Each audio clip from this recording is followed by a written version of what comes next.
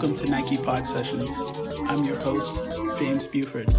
Join us as we talk with Nike creatives about why they did it, what they did, and what inspires them to keep doing it here on Nike Pod Sessions.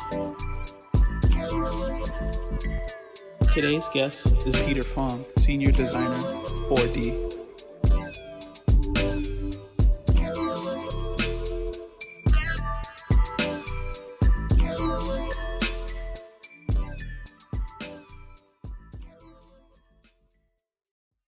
Hey guys, this is Peter Fong. I'm the senior designer on PTL Digital Chassis team, and originally from Hong Kong, but I moved to America, immigrated here when I was like 11. And why did we choose Portland, Oregon? I don't effing know.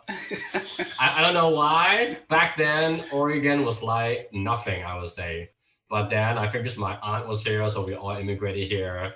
And growing up here, I would say it's different, don't speak the language, and then also the back then was not as diverse, I would say, as it is today. So going to school, elementary, middle school, high school, I think I was definitely challenging, I would say, adjusting, and then as any new immigrant family grew up poor, but then I think also help shape who you are as an individual. When you only have one pair of shoes for the whole year, 4 shirts and 2 pants, that's a recipe for disaster during school time, I would say.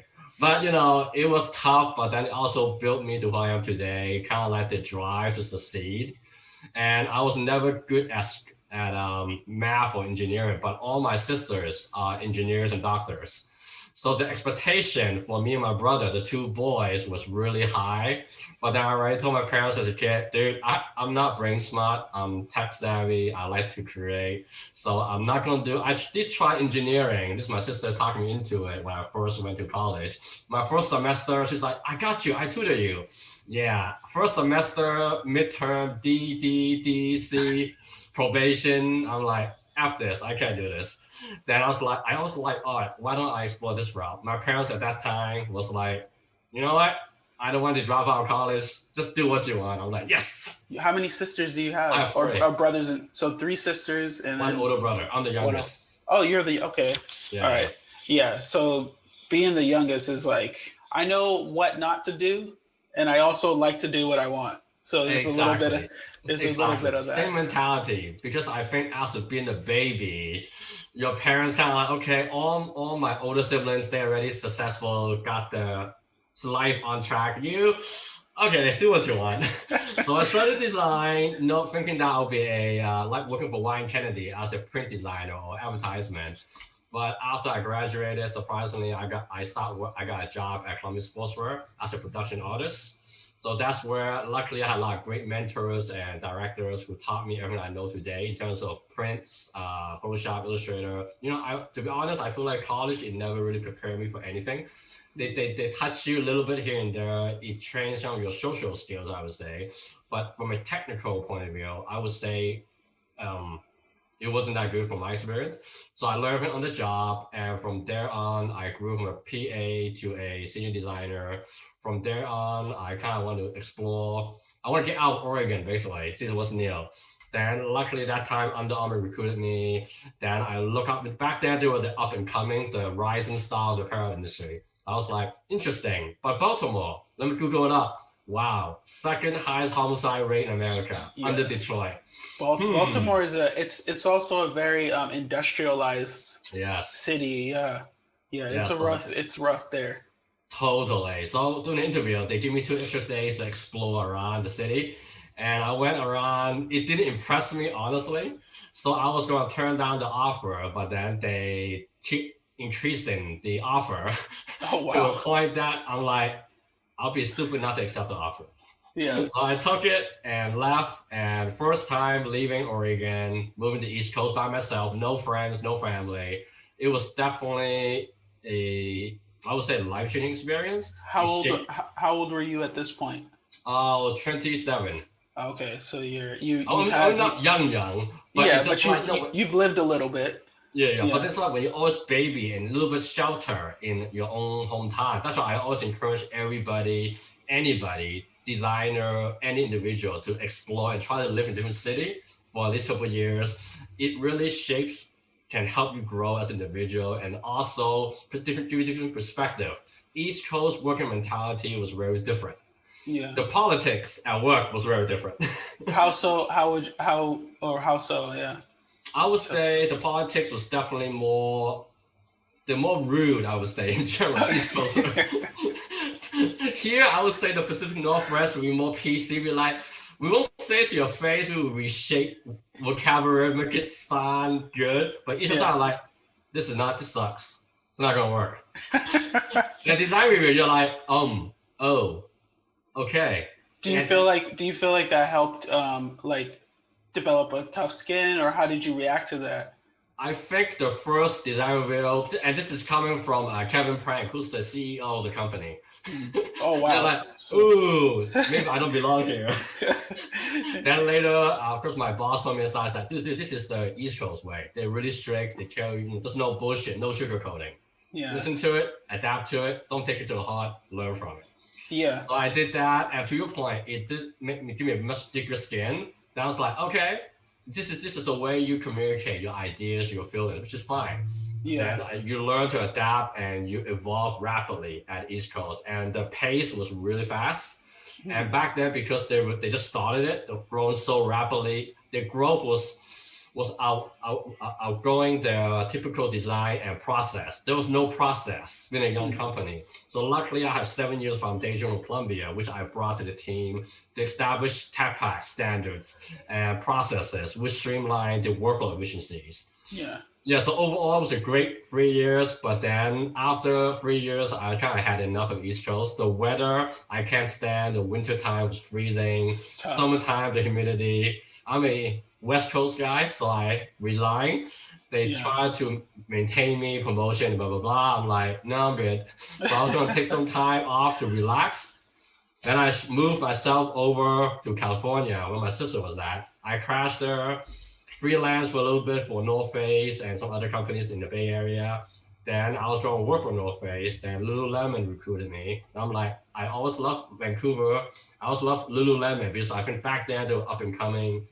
Yeah, they were huge. Like, I mean, early 2000s. Yes, kind of yes. Like, they were blowing up, and I think the city, I was going to Canada a lot during college because I love the diversity there. The snowboarding, Whistler is the best snowboarding mountain in Pacific Northwest. That's why I love. What is it called? Whistler? Whistler, yeah. Okay, yeah, I've never heard of it. You gotta check it out, man. It's like the pinnacle of North America ski resort. Yeah. And it's expensive, but it's worth it. Yeah. And did you, so you obviously ski or snowboard? Snowboard, okay. Yeah. And then, so did you do a lot of that when you were up there? Dude, because the beauty of Lululemon, because the headquarters is in Kitsilano. Basically, we are 5-minute walk to the beach. From office to the nearest mountain called Cypress is 20-minute drive. So we would always take half days in wintertime, drive to snowboarding. Then on weekends, we would take a 1-hour drive to Whistler for snowboarding. And it was amazing. Is this all in the same season? Like you can be on the beach and you can, exactly. Wow. In the summertime, everybody design team, we would all grab our packed lunch or buy lunch, just walk to the beach and just chill on the beach and eat lunch and have the conversations. That sounds amazing. I've been to Vancouver once and it was super expensive. And yes. I rented an Airbnb and it was like the most expensive Airbnb I've ever, and I mean, I enjoyed it. Like, it's very much like Portland and like outdoors and there's lots of nature, but I was like spending so much money. I was just like, oh man, this place is like, I never realized it was so expensive up there. Yes, and the worst part about, I feel like, again, that's pros and cons to every job, right? I think Lululemon, from a creative point of view, so I was part of the creation team, and Lulu is a vertical business, meaning that they own their own stores, they own everything, production, the whole supply chain, they own everything. Because they don't have to sell to any wholesaler, etc. So with that, the beauty of Lululemon, from my experience working at other companies, Lulu has the most design-driven ethos, in a sense that because apparel designers like yourself can dictate what is going to be on the stores, because you guys, apparel designers, designers recreate their product. We say, you know what? I see this, slim fit, puffy jacket on training. I want this in the next line. Then we can react quickly because we have whole supply chain in control. The PM actually go, awesome, I love it, but we also still need our core products, the staples to maintain the business. Yes. So they will brief input on that, and we need an update to Apollo, etc. But most of the excitement styles, designers drive the brief, drive the creativity, drive the whole process. I think this is one of the difference between every other company. Was that the first time that you worked like that, like in such yes. And has it? How would you say that experience compares to Nike? Nike, I think we I'll get back to Nike first at the end.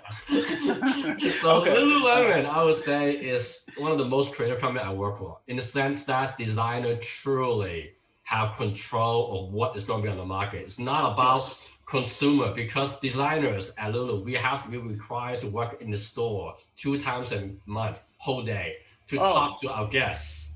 Well, and this is as long as you're working there, you're always, you can. Yes, you have design, we have to go 2 to 4 times a month, full day, to work in the store, talk to the consumers, and really understand. So, what do you like about the pants? Oh, I hate this pants, it rip. I'm like, oh, I'm sorry to hear that. But what do you want to see improve? So you're getting consumer insights and feedback. Directly.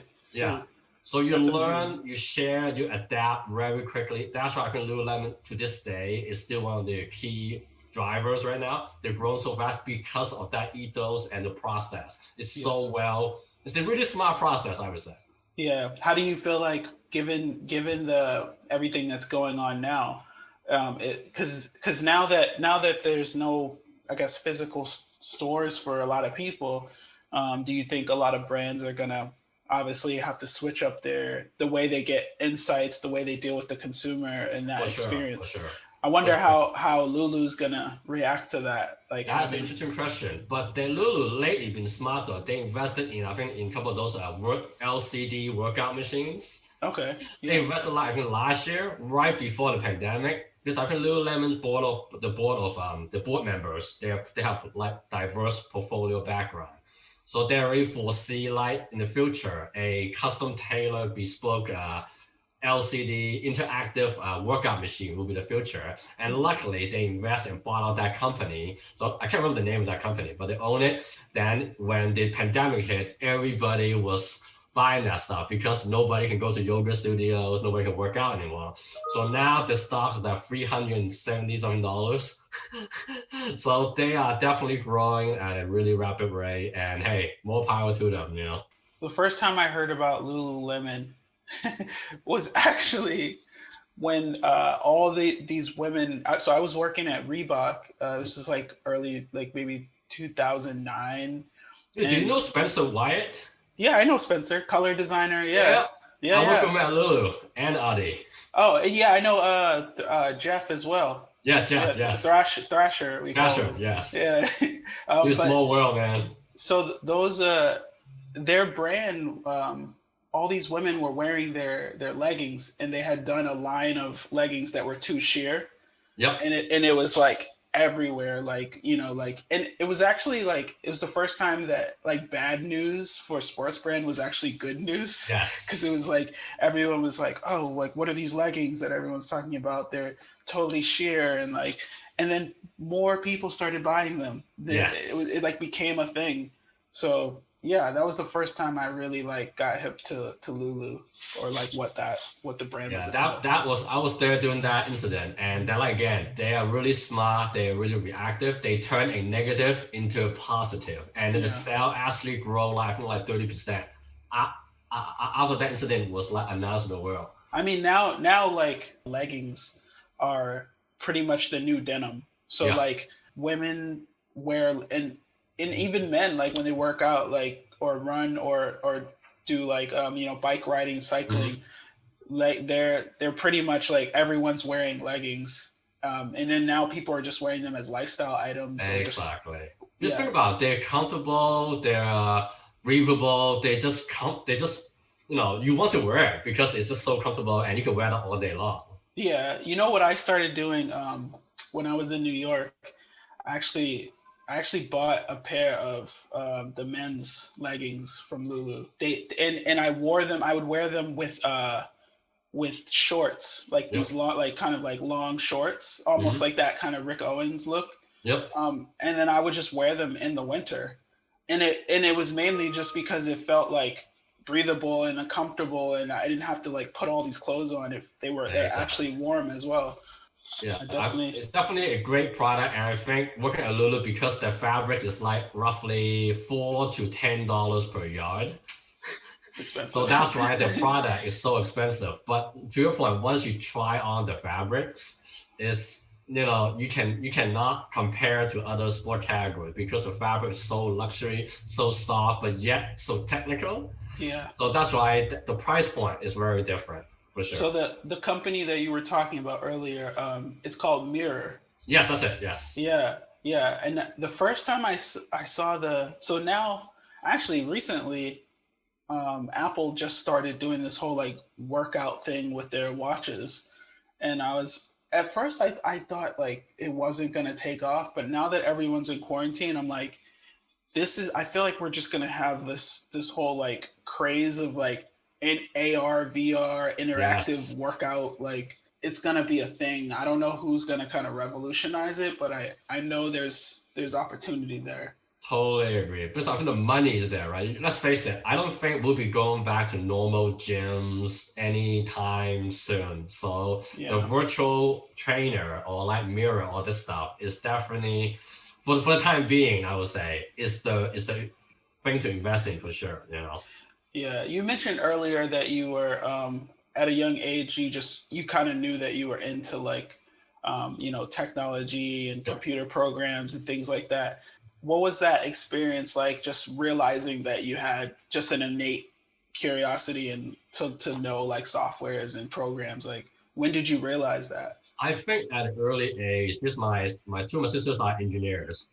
And one's a doctor. So the engineer one, I'm always looking over the stuff all the time. So what the hell are you doing? Watching them code and stuff. And then when my sister bought her first computer, it was like, dude, 186 HP computer, the little floppy disk, the Netscape out internet. I was so blown away. But I was like, dude, it was slow as hell, but this is the effing future. I need to learn more about this. Back then, Amazon wasn't available yet. So I'll go to the library, start reading up on stuff. It really engaged me. But I also like that's for me, my brain is always wired differently. I love design, but I'm more into the technology. I would say 60%, design is 40%. I like the merger. I like to see where both can be merged in the perfect spot, where we can go. That's right now my new role. I'm really happy that I can actually explore that avenue and where we can take it. So like in terms of, if just taking that mindset of like technology, VR, AR, what you're currently doing, like what would be your like dream like if you had just like, if I gave you like a limitless budget and you were just like, yo, I'm going to design this collection that's like interactive, except like, what would that be? I would say definitely a collection where the whole user can be fully immersed in it, full AR, VR. So for example, right now, technology is already there, just that we haven't got to it yet. And there's an iPad technology, like Substance, this new software that we're going to be start using shortly. It's a software that you can pretty much load in your clothes file, for example, with the shoes, all the photorealistic textures, fabric. Just look through it. You can load it in, you can zoom in. It's kind of like me looking at you, looking up and down. Yeah. You can zoom in, you can click on it, you can pop up a little feature window where it tells you more about the fabric or story. So I think the future of like presentation, I would say, for promo sports, instead of just a deck, they can also send an iPad or something. They can simultaneously, interactively zoom in and out like they're looking at your creation, like your new jacket you designed. You can zoom in, open it, with the iPad, see all the details, zoom in, everything's photorealistic. So there's no longer need for like protos, right? Basically, buyers or sellers will approve everything with a digital iPad, looking through it like through their own eyes. They approve it. Once it's signed off, then they order the units, then production goes in. Then to me, that is the ultimate zero waste. Because we won't be making like 10,000 and hoping we can sell it. I feel like every apparel company, they do on the same model, right? Okay, I love this style. Let's order 10,000. Let's hope we can sell all of it. We can't sell it. Okay, wholesale, outlets, blah, blah, blah. But then to your point, zero waste, that should be the goal for every company. Doesn't matter apparel, product. Don't produce extra shit that people are not going to buy. Yeah, and you're kind of putting the cart before the horse in that sense. Exactly. Like for so long we've just been like pumping out stuff, like you said, hoping that people will like it, and then it's like on the tail end, what happens to all the stuff that no one buys?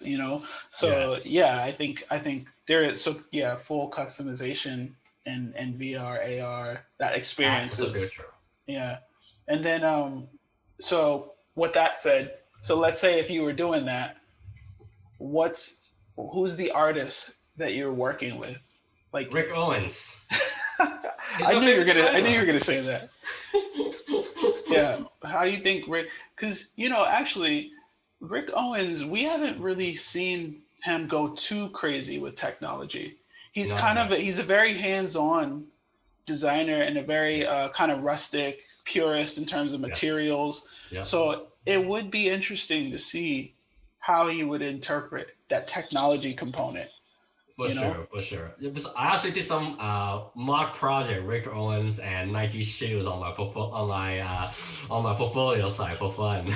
I would love to see what those look like. Yeah, I'll show you later. But how did you design them? Was it a 3D or was it? It's more Photoshop because I don't have the 3D software with me. But then Photoshop is really photorealistic Photoshop. Like Jordan crashed with the iconic Rick Owens boots, etc. It's a more collaboration fusing between Nike DNA iconic styles with Rick Owens iconic styles. But from a clothing perspective, I still think Nike Lab need to do a collaboration with Rick Owens. That would be amazing. I remember going to Rick Owens' store in New York. They had this, it was a lot of furniture. It was like actually mostly furniture in there. Yeah. And then they had, this was when those boots, and now they're like, everyone knows, but the first one, it was the year like the first one had come out, like early, like mid 2008 or somewhere around that time. Yeah. Somewhere, and I walk in the store and I want to know, I think they were like 1,400 at the time. And everyone in the store is decked out in Rick Owens. There's this guy who's wearing like like black eyeliner, and there's smoke in the store. Like they had this kind of really thick glass that like all the product was behind the glass, and you just had to like talk to someone and like point, and then they would like bring it over to you. But then every 5 to 10 minutes, the smoke would just like come out and behind that glass and like make everything so like cloudy that you couldn't even see it. It was the weirdest experience, but I was like, man, who the fuck is Rick Owens? I didn't know. His I would say his business model is definitely different. He don't follow the norm. And to your point, his creation, he's very hands-on. If you watch any documentary on him, he is all about the sensation, the 5 senses, right? The touch, the feel, the visual, everything. He is very, to your point, he wants to be involved. He's not going to embrace technology because that's not who he is as a creative director and as a designer. So it's, but I think he will probably but I worry he's also very old already. Not sure how long he can sustain his brand. I think somebody bought him out. He worked a bigger Italian company, owns Rick Owens now, I believe. Really? Maybe I'm wrong. I swear he might have made some business transactions in the past, or maybe not. Yeah. But I think he needs a apprentice, right? But who's it going to be if he's going to pass away? Would you still buy Rick Owens? It's kind of like, Alexander McQueen, right? Yes, he passed away. The brand still lives on, but is it still the same? I feel not. It lost a lot of times it's not. Yeah. Like I was a huge fan of McQueen when he was living, and like I actually worked across the street from the store in Meatpacking District, right? Oh, it was like Kate Spade, and then there was like not Kate Spade, it was the other designer, what's her name? Her dad's like a famous Stella McCartney. So there's there was a Stella McCartney store, and then there was a Rick Owens store, and I think they're both owned by like the same like the mother company. Like, their mother company. So but on my lunch break, I would go into the McQueen store and just look at like all the construction details, and it's like amazing. And I it's sad that when people pass away, like that edge just kind of like leaves with them. And I think the one brand that's been able to do it well, like even after, is Chanel. And that really is attributed to Carl. Like he stayed true, and they always use the archives, and they're always like referencing old details, but then doing it in a new way. Yes. So I think if Rick Owens worked with Nike, I think that would be an amazing like kind of way to open archives and let him reinterpret. Yes, exactly. Like some of that like old like the first, like that cleat, that one like metal cleat that they always show. Like imagine him making like a metal rusted like looking like shoe that almost looks like it's like gonna hurt you, or like exactly. Exactly. I'm really hope that will happen one day, but who knows, right? yeah. So you mentioned, you come back, you were at Lululemon. Yep. How did you go directly to Nike from there, or? No, I went from Lulu straight to Adidas, but then it was an opportunity in the China market in Shanghai. So because I did not want to work for Adidas Portland. No, I'm not a fan of Adidas, honestly, but because again, I always believe in, continuous improvement, and I never been Asian. I mean, I'm from Hong Kong, but then I haven't lived there as an adult, and the opportunity to learn about the China market, which is one of the biggest market it will overtake US eventually in terms of consumption. So I thought it was a great opportunity and a way to lead a new team. Then I'll be an expat, and the expat package is like amazing. So anybody that never try expat package, is the best. Did you have your own security guard over there? So basically, they pay for everything: housing, return home allowance from you and your wife or girlfriend. No chauffeurs or any. No. You have to be senior director to get a personal driver. Okay. So unfortunately, I'm not there yet. Soon. The driver is coming, like eventually. Yeah, but it was great though. I mean, you only pay 10% tax. They pay for everything else. So how does that work? Because it's called a tax equalization system. So technically, China tax is like 33%. US, Oregon is like 30-something%. But they'll pay for my America tax fully. Also, they subsidize so you only pay 10% out of your paycheck.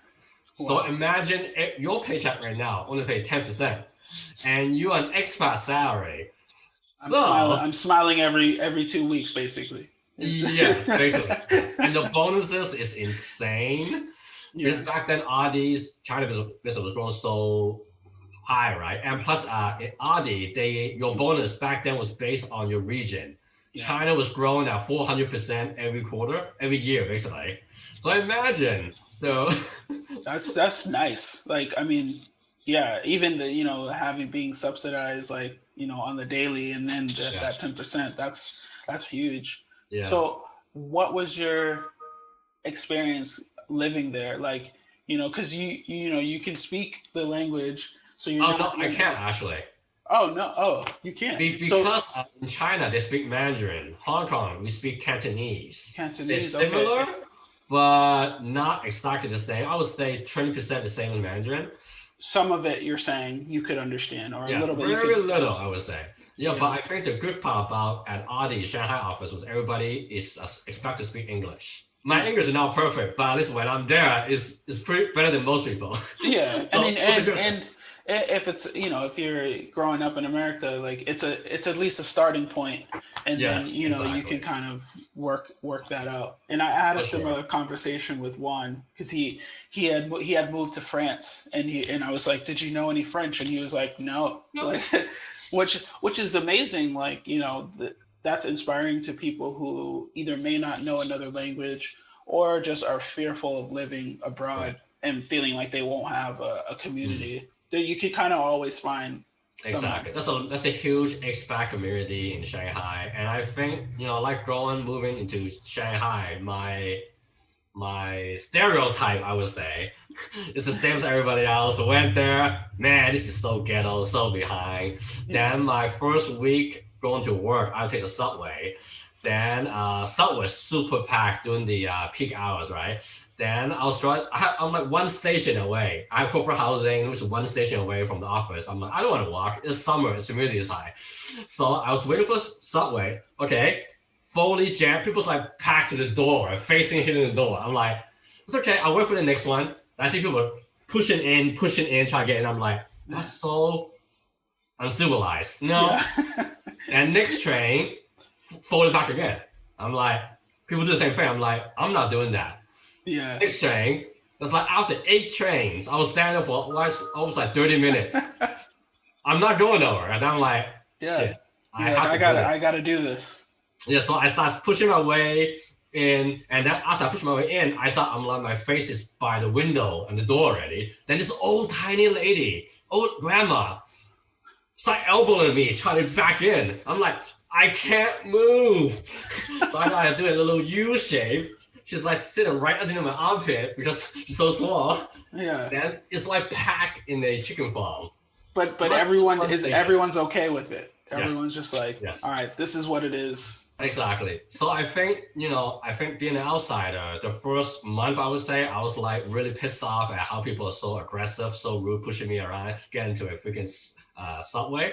But then after a while, I realized they're not being rude. They have to get to point A to point B. If they're late, this is what it takes. Yeah. Yeah. So I started doing the same thing. After a while, I'm like, F this, F the American polite way. I'm doing the same thing. So I think I think it's great for anybody, like I said, to have experience working in another country, to absorb the culture, the stereotyping was all off, honestly, before I went, and then I actually really enjoyed my time in Shanghai. But I know, like people always say China communist is bad, blah blah blah. But honestly, I feel safer in Shanghai more than in America. For example, great example is this. We would go out drinking a lot because drinking is cheap in Shanghai. Okay. So we would all get wasted. Then one time I was so wasted I can't take the subway. My friend called me a taxi, took me home. It was like 3 a.m. Yeah. I'm like, I was half drunk, half awake. I'm like, dude, he's going to take me somewhere and rob me. I'm an expert. I can't speak Mandarin. No. But then luckily I was still barely awake to see the road he was taking. I was like, he's going to take me around the long route, right? To rate me on the taxi fee. But then he did the shortest route. He did not try to, take the long route to charge me more money. He was like, sir, home. It's surprising. And people there do not have guns. They're not aggressive. What's just here, what's happening in the capital and important downtown, the riot, the violence. Yeah, that would. Chinese people, they just not violent. I'm sure there's gangsters, but they're different districts, and they would never come in. For example, right now, if you ask me to walk around downtown at like 3 a.m. by myself, some shit can happen, right? You don't know. Totally. But then Shanghai, crime, because the penalty, you get caught in crime is so severe. Yeah. Nobody is like robbing you, mugging you, assaulting you. So for the first time, I was like, dude, I feel safer in China. That's than in America. That's really interesting.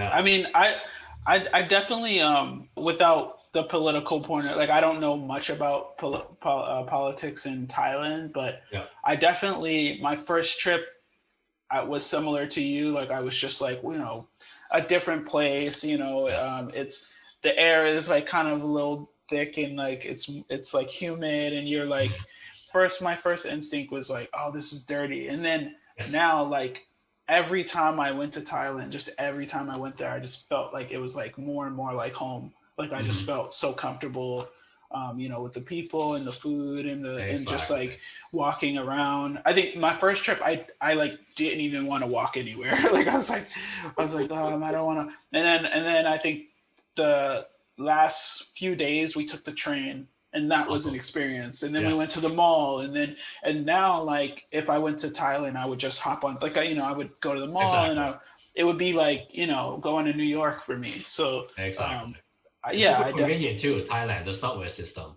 Oh, it's super smart. The way that it like runs above the city, and like every you can get anywhere. So also at first I wouldn't want to speak to anyone because I was like, I can't speak Thai. Like I just wouldn't speak to anyone. And then now I'm like, I would at least try to like say something or get their attention, and then maybe see if someone speaks English. So I think just having that courage it gets you like 90% of the way, and then the rest you can look certain words up, and you learn how to say thank you, and I think it's more about, to your point, I think it's kind of like every designer, I would encourage them to try to explore different city, outside your comfort zone. First time could be a little scary, but once you take that step, you will grow and learn so much from it. To your point, kind of like first time you're like a little hesitant, right? Oh shit, I don't know. But then after you get home, it's like they won't bite you. And the worst situation, you get lost. Call a taxi, you get home, get to the hotel. It's more about getting outside your comfort zone, embracing the surrounding for what good or bad. You learn and you grow from it. Yes, totally. In terms of the future, this was like my hard question for one as well, because just given being in quarantine and the uncertainty of the future and all those types of things, but when you look to the future and you look to design and your own personal aspirations, where do you see yourself? Where do you see the world? What do you feel like the future is holding for you? Great question. I think future will be better for sure. Right now, I think due to the COVID and quarantine and the political uncertainty of the government. Well, now we actually have Biden now, so it's better. But I think it's kind of like things will return to normal. It's just a matter of time, and we also need to be strong. And again, we can support each other, and hopefully we can get through together sooner than later. Hopefully this will end. And from a career perspective, I would love to continue this journey, because I think it's the beauty of Nike is because at every other company I've been at, I'm like a big fish in a normal sized pond. Nike is a massive ocean. You are a little dot. Yeah. So the opportunity is up to the individual and yourself, how and where you want to go. The more effort you put into it, into your job, your networking, exploring, having conversations with other people, other designers, other categories, the more it will help you to find your true path and where you want to go. Because opportunity are there. The thousands of it within Nike is where do you want to go.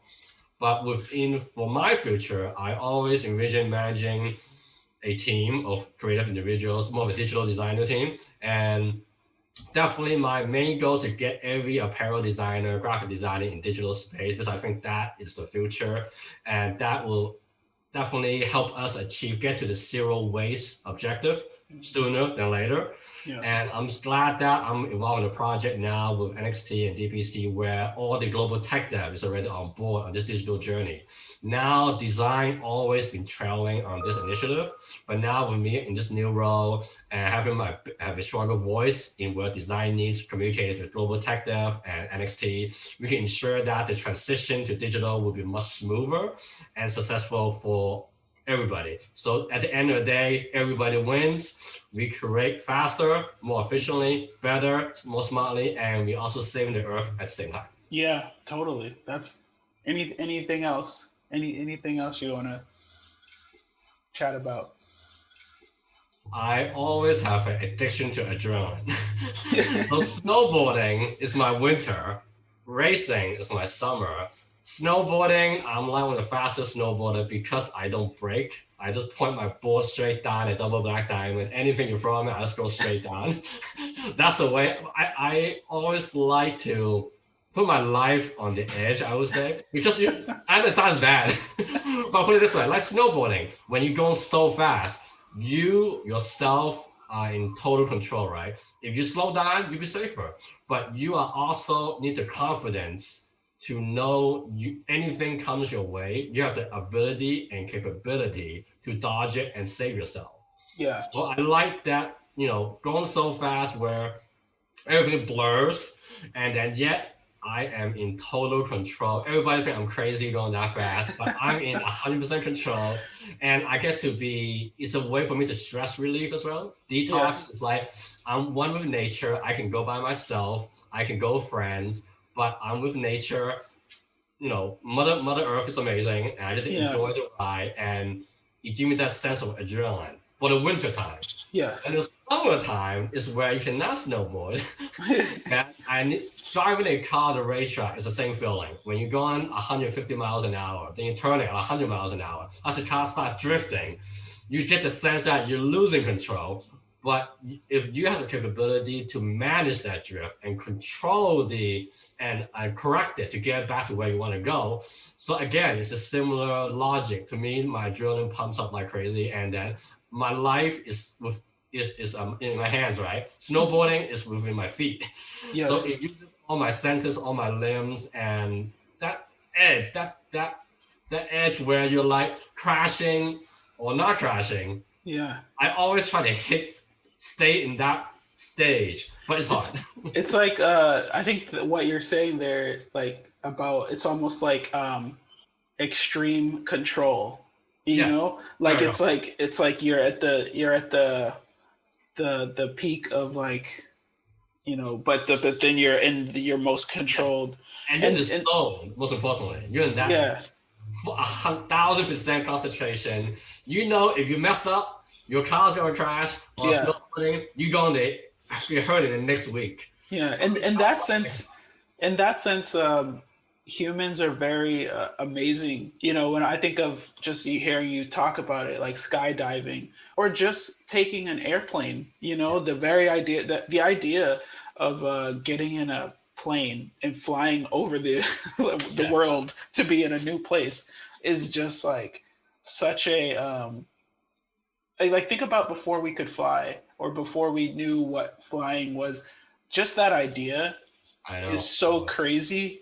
That it makes you wonder how much more we can do. So like, when you think of like people like Elon Musk or, just getting up and being like, oh yeah, we could go to another planet. Like, we just got to go faster. Like it can take like 200 years to get there. And we're like, well, then we'll just go faster. Like I just think that mentality is really interesting. Like people who occupy that space. Totally agree. Yeah. Actually, one more thing. Now you mentioned that the Mars trip, the aerospace trip. Before I die, I need to be on Mars at least one time. My dying wish. Yeah. I mean, how long does it? I mean, it must take. Doesn't it take like 2 years or something right now? Or Mars? No, sorry, not to Mars. I think to the moon. Sorry, to the moon. Remember, they already have a space. I think Elon have a space program, right? You can pay and they will get you land on the moon. You can walk around for like a couple of minutes. They drop you back down.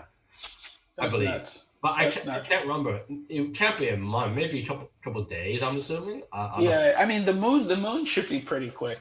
Yeah. I mean it feels like it should be pretty quick. But that's probably like the best IG photo selfie. Yeah. that'll be like the number one. Oh my God, man! Just to think about that, like people taking selfies in space, like that's just gonna be. I mean, it will happen. I mean, if the fact that we're even talking about it, I mean, we there were things we were talking about that are now happening. So exactly years ago. It's a matter of time, and hopefully the cost will definitely go down over time as technology evolves, just like everything else. So hopefully everybody on planet Earth can be on Mars at least one time in their life before they go off into heaven. That's a good goal to have. I think that's a good goal. I need to start saving money though. Yeah, that's gonna be an expensive one. Well, it was really good to chat with you. I feel like I hope that one day I'll be able to be in that speed space, that extreme, extreme control space. How about this? How about next time when we're back in the office, I give you a ride in my car, I give you German time. Just don't eat anything before you go on this drive. Okay, I'm down. Okay. What are you driving when? Huh? The Porsche, the 911. Oh, okay. All right. Don't worry, you'll be safe. You'll be just like all the G forces you will feel on your body. You'll be like, F this. I'm not a fast driver. I've never been in a position where I have even tested like a speed, I'm on the highway, I'll whip past somebody every now and then, but I've never really pushed it. You are in for a treat when the office opens back up again. All right. I look forward to it, man. Sounds good, buddy. All right. Have a great weekend, man. Peace. You too. Peace.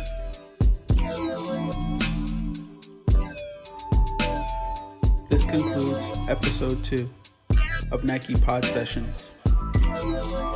Join us next week when we talk with Charlotte Harris, advanced apparel knit designer.